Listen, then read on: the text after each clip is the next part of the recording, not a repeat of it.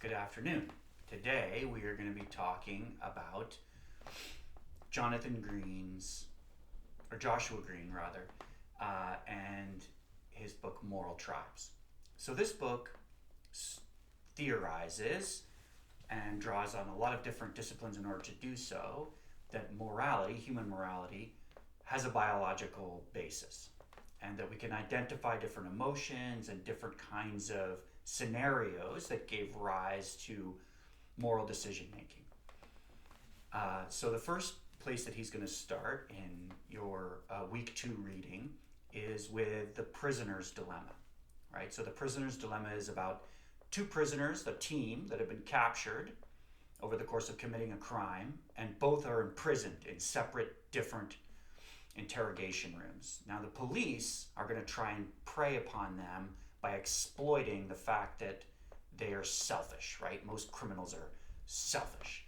And they're going to say, look, if you betray your friend, you will get a lighter sentence. You'll get off, right? The classic, let's turn the mob against each other by threatening them with a longer prison term.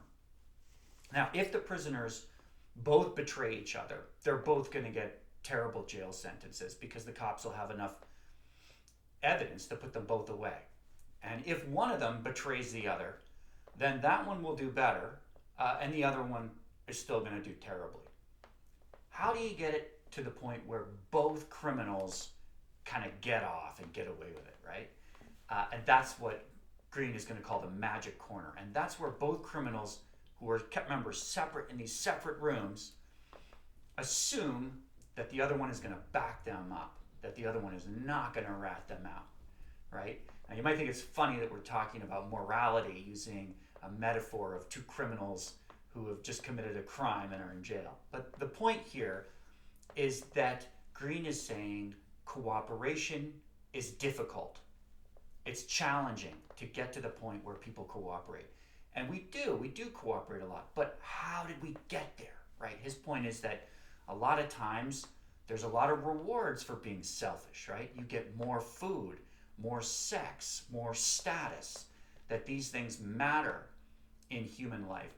And in order to get more of them, you are then going to increase your odds of reproduction, of success, and of thriving as an individual. So how did it turn out that humans instead created all of these cooperative networks governed by moral rules? And Green is going to argue that the prisoner's dilemma helps illuminate that for us, because it shows you, yeah, both the criminals who have kept silent are going to do some time, right? But by having kept silent, it will be greatly reduced. And therefore, the overall cost to the group, in this case it's just a group of two, is going to be way less than if one guy ratted the other guy out, he went scot-free, and the other guy went to jail for 10 years. Right? So, and over time, if you reproduce that over and over and over again across, tens of thousands of years, you're going to demonstrate the strength of human social groups to protect and shield each other from costs and to help each other incur benefits and to create a thriving, happy community over time, right? So the prisoner's dilemma then helps us understand how cooperation works. Now, Green is going to go on to say there's a lot of other reasons to think that morality has a biological foundation. And one of them is the theory of kin selection, which is that humans, similarly to other organisms, privilege our families and are even willing to sacrifice themselves for their families under certain circumstances. Therefore, when material goods are scarce, we're still willing to share, right? And in some cases, yes, animals will even give their lives for their offspring. And not just their offspring, but their extended families. Now, Green is going to say, from a genetic standpoint, that makes perfect sense. We want to continue the propagation of our own genes. For our genes, their existence doesn't end with our bodies. They extend into our families, and therefore protecting the family is a way in which the genes are propagating their greatest chance to spread and to continue to grow, right? So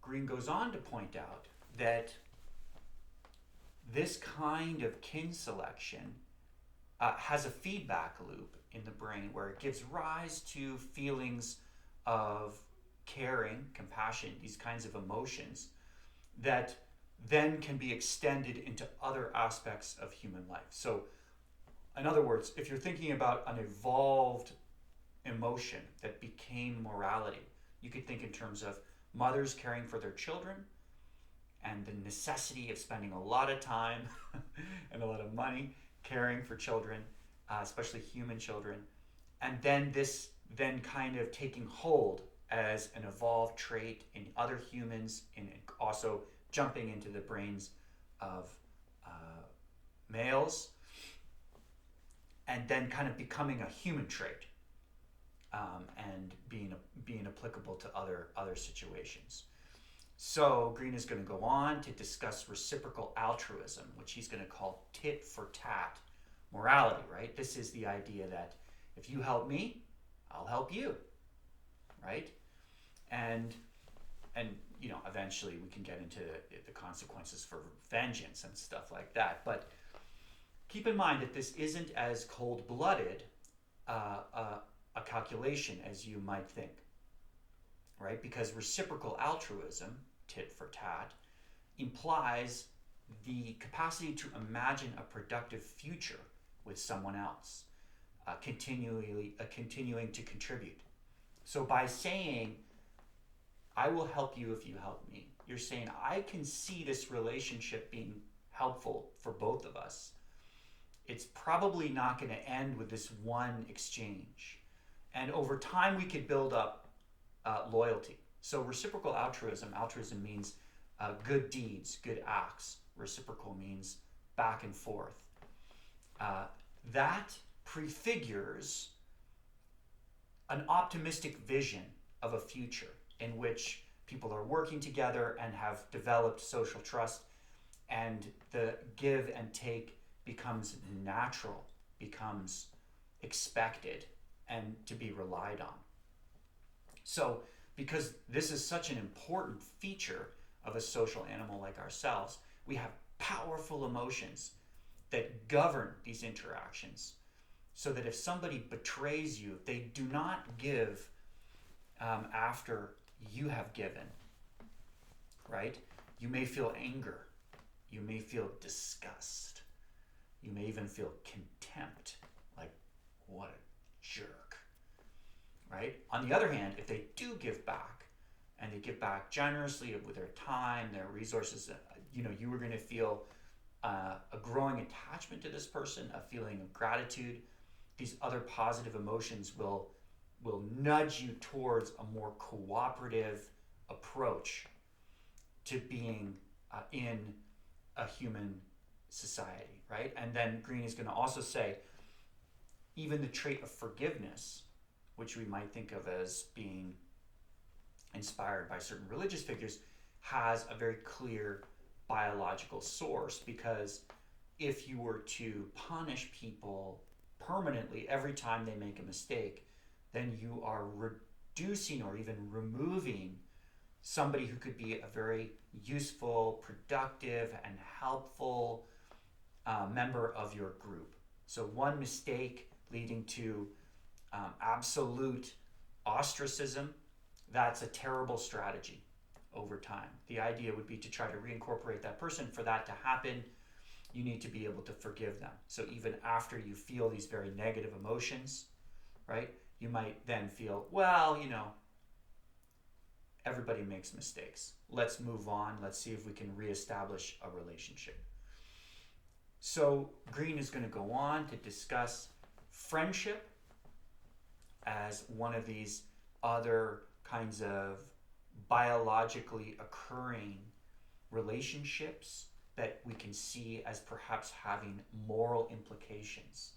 So first of all, friendship, it relies upon non-material evaluation of each given scenario, right? So if you are basically in a friendship because of the material or social benefits that being a friend with that person confers upon you, then that is a weak friendship.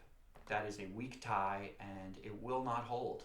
And in fact, this person will probably learn this and either extract themselves from the friendship or seek to in some way try to show you that that's not tolerable, right? So friends are very important in terms of helping you when you're in trouble and you helping them as a sort of a survival strategy. And if there is ever any kind of actual threat to you, friends again are still very important. We can see this in human conflicts, right? Sadly, but these friend groups become really important in protection, and this seems to be again a kind of a biological or an evolutionarily inherited trait. Another point is that friends are not just positive in their impacts, they are also not negative, right? So friends can be relied upon not to steal from you, hopefully, and not to try to undermine your social position by gossiping and saying mean things about you. And they also typically can be relied upon not to threaten your relationship, your primary emotional and sexual relationship, by trying to sleep with a person that you're with. So these are all things that we expect from our friends. Okay, thanks very much. Stay tuned for the next one.